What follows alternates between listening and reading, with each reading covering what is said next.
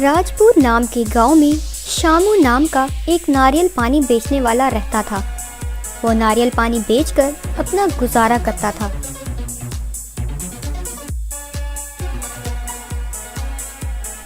एक दिन हरीश नाम का एक आदमी अपनी बाइक पर पत्नी और बच्चों के साथ आया। अरे भैया, नारियल पानी देना, एकदम नरम और ज्यादा पानी वाले। तब शामू ने नरम नारियल पानी निकाले और उसमें स्ट्रॉ डालकर उनको दिया। उन्होंने बड़े मजे लेकर उनको पिया। क्यों साहब, खुश है ना? ज्यादा पानी था ना, और पानी मीठा भी था। तब हरीश गुस्से में बोला, हाँ, तेरा सर एक बूंद भी पानी नहीं था, और ये क्या, पानी एकदम नमकीन था, मजा भी नहीं आया। क्या साहब, अगर ऐसे कह रहे हैं, अगर इसमें पानी नहीं था तो इतनी देर क्या पी रहे थे आप? अरे तुम्हारे इस पतले से स्ट्रॉ में तुम्हें लगता है कि हमने लीटर पानी पी लिया? अरे भाई, पानी था ही नहीं तो कहाँ से आएगा? अरे साहब, झूठ मत बोलें, लगता है आप बहुत झूठ बोलते हैं। मेहरबानी करके मेरे पैसे दे दें। क्या तुम पुलिस वाले से ही पैसे मांगते हो? वैसे तुम सड़क पर ये ठेला कैसे लगा रहे हो? तुम्हारे पास लाइसेंस है? और मैंने सुना है कि ये नारियल का जो कचरा है सब तुम यहीं सड़क पर फेंक कर चले जाते हो। उसकी वजह से यहाँ मच्छर पैदा हो गए हैं और आसपास के लोग बीमार हो गए हैं। चलो चलो पुलिस स्टेशन चलो, तुम्हारे नाम पर केस दर्ज करना है। पर साहब, ये तो ज्यादती है। साहब, आप पुलिस वाले हो सकते हैं, पर मुझ जैसे नारियल बेचने वाले पर भी आप अपना रोक जमाते हैं। सर, ये नारियल पानी मुफ्त में नहीं मिलते साहब, मैं भी किसी से खरीद कर लाता हूँ और यहाँ बेचता हूँ। हाँ हाँ, तुम 2 रुपए में लाते हो और हमें 40 रुपए में बेचते हो। तुम लोगों को लूटते हो। तुम्हारी ये हिम्मत, अब ऐसा नहीं चलेगा। मैं तुम पर चीटिंग का केस डालूंगा। साहब, आप पुलिस वाले हो, ऐसी बातें आपको जेब नहीं देती। आप बहुत गलत बोल रहे हो साहब। हाँ हाँ, मैं बिल्कुल ऐसे ही बात करूंगा। अरे तुम क्या उखाड़ लोगे? तुम्हारी ये हिम्मत कि तुम पुलिस वाले को उल्टा जवाब देते हो? तुम मुझे सिखाओगे कि मुझे कैसे बात करना है? मुझे तो शक है कि तुम नारियल पानी बेचने वाले भी नहीं हो। तुमने कोई जुर्म किया है और अब भेस बदल कर घूम रहे हो। मुझे तुम पर पहले ही शक है। ऐसे नहीं, मैं तुम्हें बताता हूँ अभी। ये कहकर अपनी बाइक को पार किया और आकर उसके सारे नारियल को उठाकर फेंक दिया। दिखाई दिए तो तुम्हारी टांग तोड़कर फेंक दूंगा।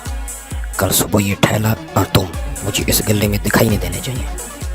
ऐसा कह के उसे चैलेंज देकर अपनी पत्नी और बच्चों को बाइक पर बिठाकर जाने ही लगा था। ये क्या जी, आपने खामखा इस नारियल वाले के साथ लड़ाई मोल ली। अरे उसे पैसे दे देते तो आपका क्या बिगड़ता? वैसे हमने जो नारियल पानी पिया था काफी मीठा था। इसे झूठ बोलकर इतना बिखेड़ा क्यों खड़ा किया? अरे भगवान, पुलिस का इतना तो रौब होना चाहिए। उसे पुलिस के नाम पर डर लगना चाहिए, वरना हमारी बात कौन सुनेगा? आज इसने पैसे मांगे, कल को और मांगेगा। वैसे भी पुलिस को इनसे छीन कर खाने का हक है। तुम कुछ भी नहीं जानती, खामोश रहा करो। ऐसा कहकर पत्नी और बच्चों को घर ले गया। कुछ दिनों बाद हरीश एकदम जल्दी जल्दी में घर से तैयार हो रहा था। ये देखकर उसकी पत्नी, ये क्या, आज इतनी जल्दी तैयार हो रहे हो? आप तो कभी पुलिस स्टेशन 10 बजे से पहले गए ही नहीं, और इतनी टेंशन में क्यों हो? वैसे तो कहते रहते हो कि मैं बहुत सीनियर हूँ और मुझे कुछ भी नहीं कहेगा। वो तो सही है, पर आज हमारे जिले के नए एसपी साहब आ रहे हैं। उनके वेलकम करने के लिए मुझे खड़ा किया गया है। ऐसा कहकर गया और सड़क पर बाकी पुलिस वालों के साथ खड़ा हो गया। तभी एक पुलिस की कार वहां से गुजर कर गई। हरीश ने सल्यूट मारा। आगे जाने के बाद वो कार फिर से हरीश के पास आकर रुकी। घबराया हुआ अपने मन में हरीश, अरे ये क्या भगवान, एसपी साहब की कार मेरे पास आकर क्यों रुकी है? पता नहीं क्या हो गया। मैंने तो सही सलूट मारा था और अपना वर्दी और टोपी भी सही पहना हुआ है। यूं परेशान हो रहा था तो कार में से शामू आईपीएस की वर्दी में उतरा। उसे देखकर हरीश एकदम दंग रह गया। हरीश अपने मन में, अरे ये क्या, ये तो नारियल बेचने वाला लगता है। ये कब आईएसपी बन गया? यूं सोच ही रहा था। क्यों मिस्टर हरीश, क्या तुमने मुझे पहचाना? सर यस सर पहचाना सर। सर वो बहुत गलती हो गई थी, मुझे माफ कर दीजिए सर। उस दिन मैंने आपसे बड़ी बदतमीजी से पेश आया था sir. I am sorry sir, I am really sorry.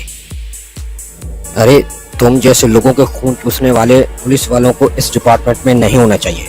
इसको फौरन सस्पेंड करो। ऐसा कहकर उसके साथ खड़े हुए पुलिस वालों को उसने ऑर्डर दिया। क्यों हरियाण हो ना, एक नारियल बेचने वाला आईएसपी कैसे बन गया? तब रोते हुए हरीश से शामू। सर बहुत बड़ी गलती हो गई सर, बाल बच्चे वाला हूँ सर, मुझे माफ कर दें सर। सूझबूझ हो तो पढ़ लिख कर कोई भी कुछ बन सकता है, कहकर उसे चेतावनी देकर चला गया।